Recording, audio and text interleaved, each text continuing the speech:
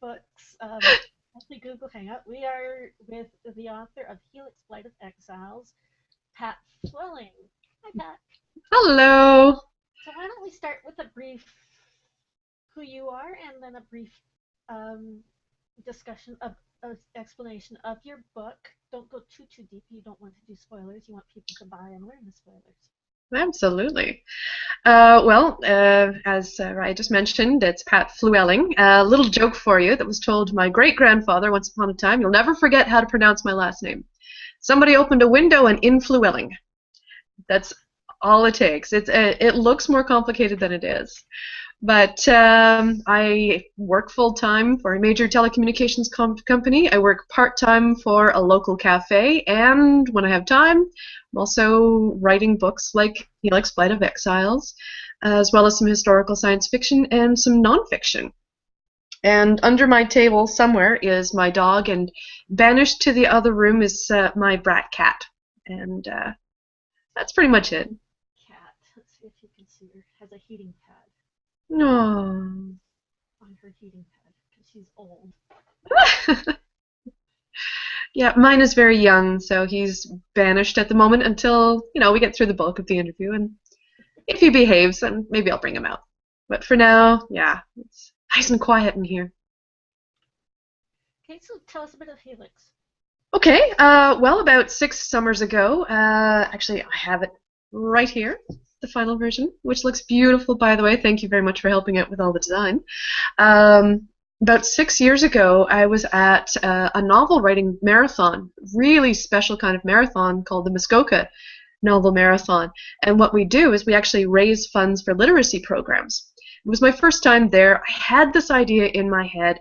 I sat down, and in the 72 hours that we were given on that July weekend, I actually wrote the entire first draft. And then my eyes fell out, and my brain went offline for 2 weeks. But it was really good fun, actually. I really enjoyed writing the first draft. I thought it was fantastic. 6 years later, here we are. Fortunately, Margaret has really helped me to bring out the diamond in the rough. So really glad with what she's been able to do for it.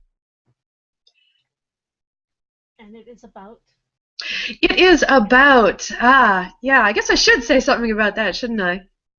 It is about this interesting fellow who has some powers of metamorphosis. Can't really call him a werewolf because there's nothing wolfish about him, but he gets abducted out of a major New York airport and is dumped onto this island where people aren't quite, they're a little strange physically, and he can't quite figure it out for some time. So not only does he have this, well, he's going to change forms any second now, but he's also on this island. He has no idea which country he's even in, surrounded by all of these strange people who want to kill him for reasons he doesn't understand yet. Okay.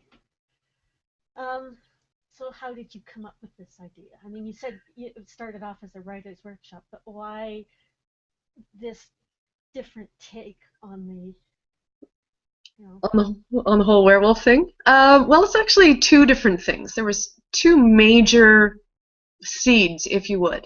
The first was back in university. I was attending a lecture for psychology, and for some reason, the morphology and genomes of ants was applicable to the psychology class, and it was all about genetics, how they're passed on.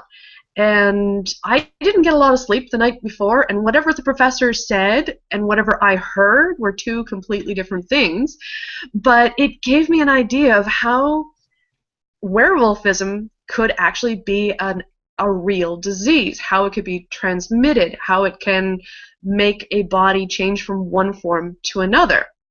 So that was kicking around my head for almost a decade before, a couple of months before the marathon, I had this dream.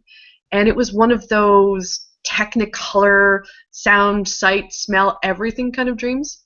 And Ishmael, the main character, came to me in that dream, and it was such a powerful moment that he stuck with me ever since. And then I realized, if I'm going to make a disease, it's going to mutate, so why not do it this way? Instead of having an actual werewolf, do something different. Play around with it a little bit. And then just one thing after another. After that dream, I woke up, tried to go to work the next day, tried to focus on work, but that was not happening. It was just, oh, and this would happen, and oh yeah, and this would, oh, and I could put it here. Oh, that'd be great. The second and a half seed, if you would, was when I was actually up at the marathon. I was in an area that's very similar to what is described in the book. Without much of a spoiler, it looks a little like some areas of Algonquin Park, which is Canada's largest national park. It's also right next door to where we were having this marathon. So I'm kind of looking over there, and it's rainy constantly, and there's trees and rocks and beautiful dramatic landscapes, and it just kind of got absorbed into the book. The people who were there as well sort of became inmates of this area that I'm describing. So some of the personalities actually wormed their way into the characters in the book as well. So I don't think Helix would have existed if it hadn't been for that marathon. How did you come up with Ishmael's not like, I know it's a Moby Dick character, but yeah, you may notice that there's another major character revealed later on. No spoilers again, but it's important. His name is Abram Haberman, but everyone calls him Ahab. So there is definitely some strong hints of Moby Dick in here, where there is something being hunted that could lead to some serious disaster if saner heads don't rule. So actually we already covered my next question, which was how do your werewolves and stuff differ from others, and you've already said it's more of a disease than a... Yeah. So let's go a little into your writing process, and then we will come back to... I have a list of questions here. Woohoo! So did you have a layout? Like, do you know more or less where it was going from beginning to end, or did you just write? That's actually a thornier question than you'd think. I actually had the entire story laid out from beginning to very, very end before I even went up to the marathon. So all I had to do was sit there and be host to the story that came flying out of my fingers. But just because the story was faithful to the outline doesn't mean that was the outline I should have used in the first place. So there were some structural flaws, there were some character problems as well. So for me, the process is probably about 25% writing and 75% editing. And really, that's where Margaret really helped to come in and bring out the essential story that was there. And even though you had the outline, do you find your characters sort of walked off in a direction all their own, and you have to wrestle Sometimes, yeah. I tend to be a little more stern when they get out of line. I'll warn them that I will write them out of the story if they don't support the story. And I've actually done that. There was one character who was in the original story who was written out. He's only there now in mention as opposed to being an active participant because he wasn't supporting the story. Cool.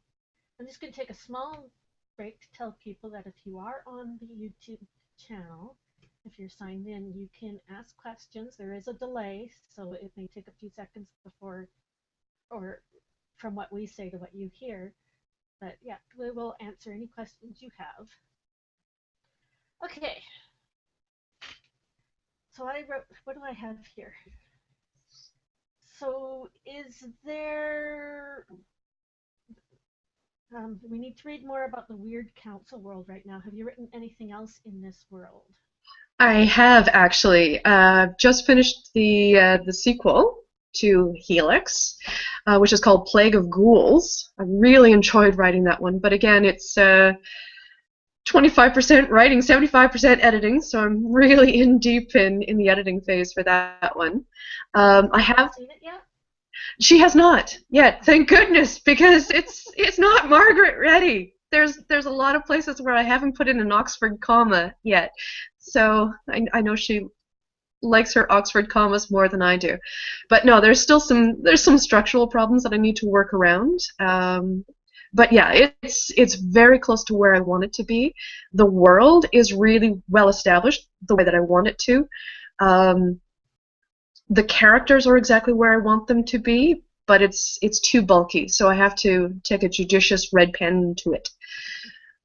The third book is already done, and I'm actually working on a bit of a side project. Speaking of working within the Weird Council world, I'm actually running a blog as well. It's a free novella that's going out one piece at a time, trying for 3 times a week. Honestly, I am trying 3 times a week.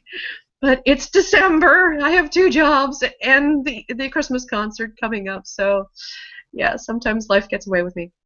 But in the blog, I'm bringing out a whole new set of characters. It's almost as if it's a story that runs in parallel with Blight of Exiles and sets up Plague of Ghouls as well. So I'm really enjoying it because it's forcing me to write exclusively from the character's point of view. There's no narrative. It's conversations between multiple characters in multiple formats. So there's emails, there's chat, there's going to be a transcription of phone calls. I might even throw in Google plus Hangouts in there somehow. It's really a challenge to hear other people's voices and transcribe that into this blog while supporting the story without giving anything away from Blight of Exiles, but kind of teasing people into that world. So give us the address if people wanted to go look at that.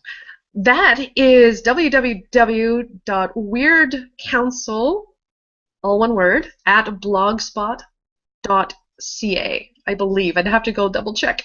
But it's either .ca. W-Y-R-D, not... Yes, W-Y-R-D, Council, C-O-U-N-C-I-L.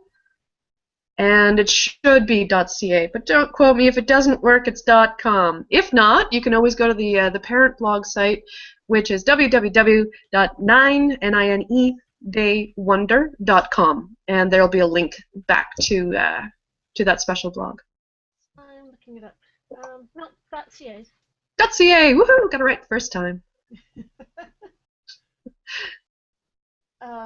So, I guess, I was going to ask, what are you currently writing? But you said you're doing the sequels.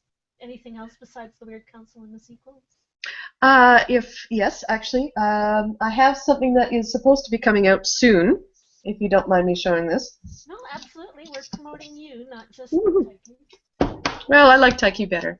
This one almost was a Taiki book, but not quite. I don't know if you can see that. Yeah. The Fog of Dockside City is a 4-part series, and I'm actually selling them specifically to raise funds for literacy. So it's a series near and dear to my heart. That's the first book. The second one came out just earlier this year. Got a little bit of a shine there. And the third one is what I'm working on as well. So never a dull moment in this household.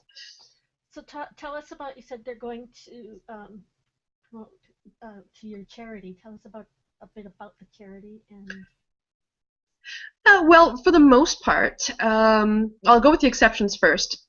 If I'm out supporting, for example, tomorrow there's actually going to be a fundraiser for a place called Chez Doris, which is kind of near and dear to my heart as well. It's like a women's shelter here in Montreal.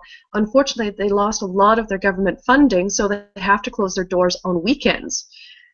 I don't know why people think that women's shelters only need to be open Monday to Friday, but we're raising funds for that, and to help out, I'm actually donating a copy of Helix for those people who go to this fundraiser at the cafe where I actually work. So a little plug for Mariposa Cafe for all of you Montrealers. We've gone to other literacy fundraising events in Montreal, so I'll give the proceeds to the local literacy program. But for the most part, I mentioned it before, the Muskoka Novel Marathon, we raise funds for literacy programs at the YMCA of Simcoe, Muskoka. I think that is. Yeah, Simcoe, Muskoka. So it's specifically for the YMCA programs in the Huntsville, Ontario area.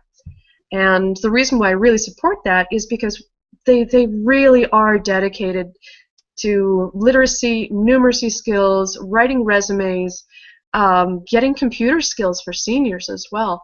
And occasionally they will bring in students who are willing to come back to us and say, hey, this is where I was, here's where I am now because of how you've helped us. So I get a little verklempt when we talk about it. That's fine. And that book is available through all the usual channels, Amazon. Exactly, yeah, Amazon.ca.com. I have it also in Kobo, I believe. So if you don't have a Kindle, you can get it on Kobo. So yeah, actually you can look up on the Weird Council blog site, and you'll see all of the links to all of the books that we have out right now. Okay, I'm just on your things that make you blush. That's what makes you blush. Things that make me blush. I have some. It's on your Weird Council thing. There was a. Yeah. So tell us things that make you blush. Things that make me blush are 5-star reviews. They really make me smile a lot. That people will take the time to actually leave a review. That's one of the real challenges that I've been having with all of my books is, you know, people will come up to me and say, I really love this book. I love the characters. I love this one here. Don't know why you did it that way, but man, it was great. And you got me right at the end, which is fantastic. I love hearing that feedback. But unless it's actually a review, no one else knows that you liked it except for me. No. So I like to rebroadcast as my thanks for people who send out honest reviews. Not just 5-star reviews, but honest reviews as well.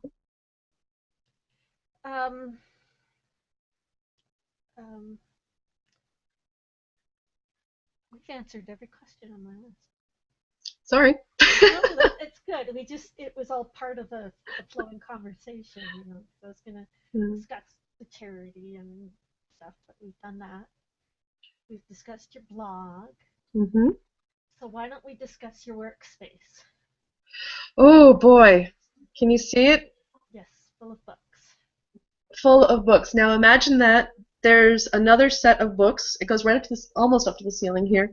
On this side, on the other side, more on this side, and on the other side, there is a table that is completely overflowing with books. There are books underneath the table. There are books in my kitchen. There are books scattered all over my living room. There are books in stacks in my bedroom and in the bathroom. So I was sending a quick message to Eileen saying, for 1 second I thought, really, there is such thing as too many books. But no, there's never. I haven't put any books out on the patio yet, so there's still room to expand the library. Eileen's actually on our watching right now. Hi, Eileen, my Taiki twin. Hello. Yeah, that's what she said. She said, hello, Taiki. Hi, Taiki twin. You know why we called each other the Taiki twins? Why? Because our books came out almost on the same day. Of course. So we were basically cross-promoting the entire time. And as soon as Margaret was finished working on Eileen's book, she was working on my book. And when she got tired of working on my book, she started working on Eileen's book again. So we were kind of tag-teaming her the whole time. And your audiobooks are going to come out around the same time, too. Did you see my email when you told me that there was going to be an audiobook? I was sitting in Second Cup, completely packed cafe. None of my friends were there at the time. I saw your email come through. I'd been having a horrible day. Saw this come through and went, really, really loudly, and the world stopped. I've read now 42 books this year, and of those, 38 were audiobooks. So when I saw that this was coming out in audio, I flipped. I literally flipped. Well, maybe not literally, but you It's know. to be February, Marchish. It's not a quick process, but Oh, I can imagine. Yeah, and Tony King, right? That's his. Tony King, he's actually he's a radio announcer on one of the talk radio shows out here. Oh, fantastic! Yeah. So he must have a really good radio voice then. Yes, he has the radio voice. Oh, oh my goodness. Just so that you know, my birthday's in March, so this could work really well. We'll try our best. The next 3 weeks, neither one of us are probably going to get anything done because, Christmas. Yeah, I hear you. But Yeah. we will try our best. Well, I'm really, really looking forward to it. And again, that kind of ties in with the whole literacy angle as well, because people want to enjoy the books, but if their skill isn't there yet, they can grab a copy and listen along as well. I know there's some programs where you can actually have your digital reader synced with the audio book, so you can actually read along. When you pause one, the other pauses as well. Audible So does that, but it's hit and miss. yeah. Eileen But wants to know if you're going towards Collide this year. I'm sorry? Eileen wants to know if you're going towards Collide in August. Absolutely. As soon as I saw that, a friend of mine in Australia, Adrian, hi Adrian if you're listening, I found out that Adrian Bedford was coming all the way from Australia, and I said, you know what, I have a gazillion people in Alberta who are going to be there, whether they're science fiction or mystery or everything writers, and Adrian Bedford is coming. I'm going. So yes, Eileen, I will be there, and yes, we are going to make a mess of the Taiki room. Yeah, Taiki every year, like last year and the year before, and will be this year. We've already reserved the suite. Does a whiskey tasting. Party whiskey tasting room. Oh, there will be trouble. Times two. Well, this year was pretty interesting. I stayed and closed it down, and some of the stories won't. But yeah, I used to be really, really involved in Words Collide. I was on a committee in the Hallmarks. This year I backed out, but we're still doing the whiskey party. We've rented a suite already and everything. That should be really, really interesting. Yeah.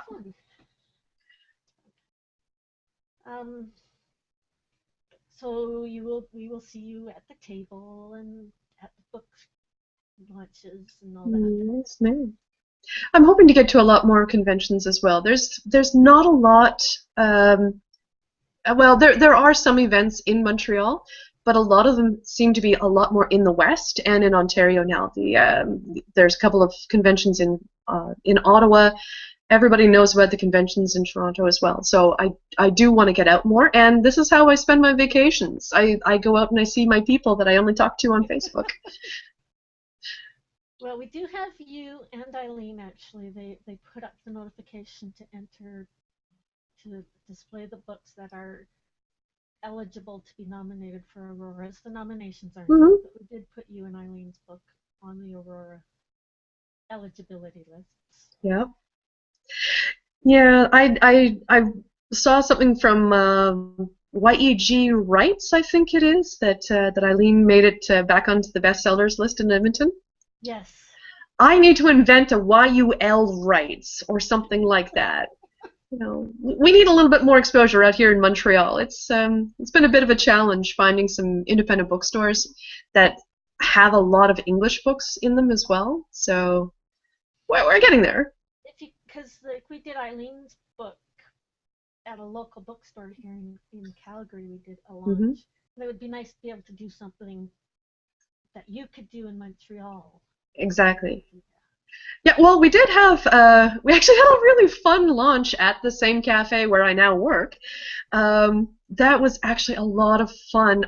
I wish we'd been able to get a little bit more video for it, but instead of just doing a launch, there was one portion that was also a sound effects sing-along, where I would read from the book and the audience would add sound effects where appropriate, and it was peer judged. So we actually had it was actually a contest, and peer-rated person who had the best sound effects ended up winning a gift certificate for an independent bookstore in Montreal.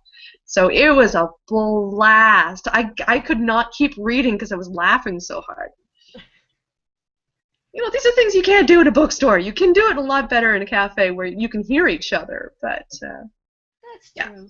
I mean, it Owl's is. Nest was pretty good. They catered it in the whole works. So. Ooh, lovely. Yeah, I'm trying to sweet talk a particular bookstore out in the West Island. So we're making it. We're getting there. I'm breaking down the barriers. You can also try libraries. We've done some. Yeah. Um, and I know there's a con in Quebec. Boreal? Where is that one? In Quebec or in Montreal? I think, don't quote me, but I think that's actually Quebec City, and I think it's um, a lot more francophone than it is anglophone. So Yeah. I could go and hang out and converse with the best of them, but please don't ask me to write a book in French. No, I know. We have one of our books that's translated into French, and we're working on the second. Yeah, it's Quebec, and it's their website's completely in French. So. Yeah, yeah. I think it's Face au Soleil, one's Yes. aspect of the sun. Yes, Yes. I remember Very seeing good. that. And I think you had an interview with the translator too, if I'm not mistaken. We did. Okay, so now I'm getting notification that people can't hear me Oh, I can hear you. properly. Oh, where's my mic? I can't even find my mic. I'll speak louder, and then poor Pat will think I'm yelling at her. So if people wanted to find you besides your blog, where can they stalk you? They can stalk me at, well, the Weird Council blog. They can stalk me at 9daywonder.com. Is it They, NINE or the number nine? N-I-N-E,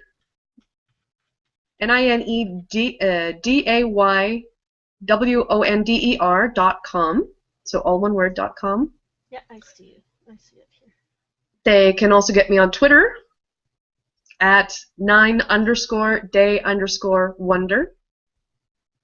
Or they could take a chance and try to spell my last name and find me on Facebook. Well, your last name is on our website. Exactly. So why 9 Day Wonder? That is another interesting story about marathons.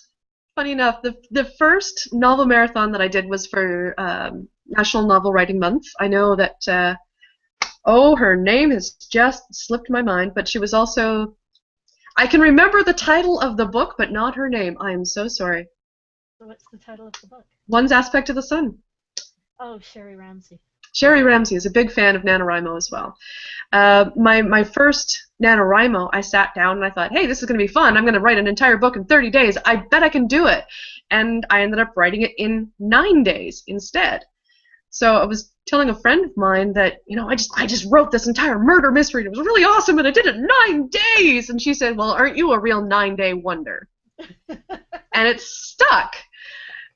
I was trying to, up to that point, I've been trying to figure out some kind of title that's easier to spell than my last name, but would also encompass things like the nonfiction crime that I've done, the historical science fiction that I've done, the murder mysteries that I want to do, and things like Helix, Blight of Exiles. You can't really have a science fiction-y theme if you're also going to be doing crime, and you want something that's more than just a death's head if you're going to be doing science fiction as well. So 9-Day Wonder came out, and it seemed to fit all the different bills. So is that book available? Which one? The one you wrote in 9 days. No, unfortunately. But I can tell you that it was Mummer's the Word. It was about a particular private eye during the latter stages of World War II, and it was shortlisted by the Crime Writers of Canada for the affectionately known as the Unhanged Arthur, or the Arthur Ellis Award for Best Unpublished Fiction. Yeah. So is it So going to be published then? You'd think that would help in I would sending it out. love to. I would love to. I even had agent representation for it. Unfortunately, things didn't work out between the two of us, and I let the project slide from that. And I figured between Helix, Blight of Exiles, getting Plague of Ghouls out there, working on the Fog of Dockside City, working full time for the major communications company, and working part-time at the cafe and doing Christmas. I figured I might as well give myself a couple of months off before going back to that one. I'm fast, but not that fast. But I do want to bring that one back. I had a real blast with two of those characters, and in fact, they're kind of embedded in the Fog of Dockside City as well, so they're not forgotten. Oh, that's cool. Yeah. Well, we've already done half an hour, believe it or not. Again, because my mouth is really dry. Excuse me. Product placement, product placement. Product placement. That's why I had it the nutrient facts facing out to scare Like young people away. Right there, Coke, right under the nutrients. There. Now what you need to do is contact Coke and say, hey, I did product placement. Give me a case free. Free advertising for both of us. I advertise you, you can advertise me. Yeah. Oh, wouldn't I like that? Yes.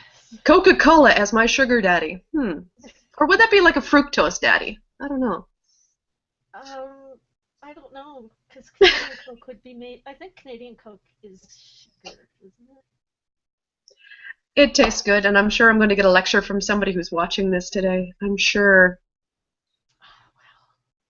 You can rot your teeth. You can scrub your driveway with it. What are you doing putting it in your body? Put a hard-boiled egg in there and see what happens. You. Have you never done that? No. Make a glass of Coke, put a hard-boiled egg in there, and leave it for a few days, and you can just No. see what it does. No. I'm a No. Coke Zero fan, so it's not like I can really say anything about it. So is there anything else you want to say before we sign off? Why not say a little bit about Taiki? Because I'm actually a fan of Taiki even before you guys picked me up. There was some interesting history that actually first attracted me to Taiki. And what would you like us to say about Taiki? I mean, Well, how about some of the history and some of the other books that you plan on doing for the next year? you make me look it up. I am. The best way to go through history is to talk to Margaret. Because I came on a year and a half after Taiki started. I mean, I've known Margaret since she moved to Canada, because she's a U.S. expat. Wow. Yeah. But so I do know some of the history, but Margaret's really the best one to talk to, because I know some of the history that shouldn't be said. Yeah. Well, you know what really got me? It was inspiring, actually. It wasn't just about, hey, great, there's this new small press. It's the fact that two new mothers decided to start Yes. their own business. And actually, our graphic artist, she doesn't do the artwork on the books, but she lays out the covers and whatnot. Yeah. Is also, I don't think she's a new mom. Maybe she is a new mom. Yeah, she's a new mom too, or was when Taiki started. So she joined the same way. Yeah, and like I said, that was really inspiring to me because at that point I'd always considered career-oriented women to be in a corporation and going up the ladder, but never striking out on their own. And here they are, still, 4 or 5 years later, and expanding. To me, that was incredible to see. And even if I wasn't being published by them, I'd still be supporting them more than most small presses. So it's kind of like the Helix Blight of Exiles for me in terms of Taiki is icing on the cake, really. Yeah, and the other thing is all the employees Myself, Margaret, obviously, and Tina when she was there. I came on just as Tina was leaving. Hmm. Lucia, who is our graphic artist, they're all female. We Yeah. have an all female cast. But it's the other nice thing about it is that you would think, well, if you were a little backward, a little gauche, you would also think, oh, well, this is an all-female cast, like you say. There must be a lot of romance in here as well. But that's not the case. You know, you guys are striking out into new territory where there's no real, this is strictly science fiction and that's all it is. You guys are taking a chance on things like Helix, which is science fiction and mystery and horror and dark fantasy all mixed up together. You know, and same thing with my Tucky twin. You know, she's got some paranormal in there with a little bit of romance and a lot of science fiction and mystery as well. You know, so it, Well, she was actually when we for Eileen's book launch in Calgary. yeah, They were saying that their mystery readers group had picked up her book. yes, Oh, even though we put it under urban fantasy because you have to pigeonhole other people, but I guess their mystery yeah. writer group picked it up. Yeah, I mean, I can certainly see that it's difficult to market something that is cross genre. You know, for me, I wouldn't consider Helix Blight of Exiles as dark fantasy. I would think of it more as a merging of science fiction and crime. But there also is that dark fantasy aspect. The other thing that I really respect about Taiki is that we're not allowed to pull any punches. The science has to be really believable. It has to be science, not just I think wishy-washy. that's partly because Margaret's husband is a physicist, a Oh, professor at the university here. so really it is rocket science. Yeah. Well, he deals mostly in nuclear physics, but he's still a physics professor here at the U of C. So I get the feeling he would look at it and go, yeah, no. Yeah, yeah. Uh, People like that kind of make me sweat. But still, there Silly, I is told some you. research.